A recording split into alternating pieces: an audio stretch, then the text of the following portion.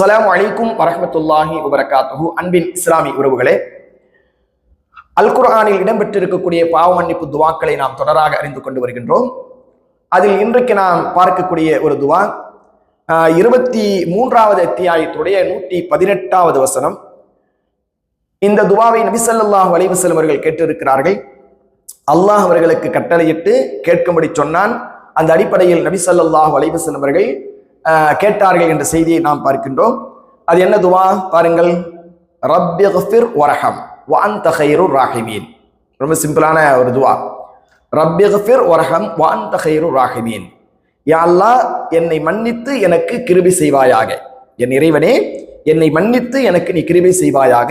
வ அன்த கைருர் ராஹிமீன், நீயே கிருபையாளர்கள் எல்லாம் மிக்க மேலானவன் என்று சொல்லக்கூடிய ஒரு துவா. இன்ஷா அல்லாஹ் இந்த துவாவையும் இது போன்ற சிறிய சிறிய துவாக்களை எல்லாம் நாம் மனனம் செய்து அல்லாஹ்விடத்தில் பாவ மன்னிப்பு போடக்கூடிய நேரங்களில இந்த துவாக்களை நாம் என்ன செய்யணும், இன்ஷா அல்லாஹ் பிரார்த்தனை செய்ய வேண்டும். அல்லாஹ் ரப்புல் ஆலமீன் அத்தகைய நற்பாக்கியத்தின் அனைவர்களுக்கும் தந்தருள் புரிவானாக. அஸ்ஸலாமு அலைக்கும் வரஹ்மத்துல்லாஹி வபரகாத்துஹு.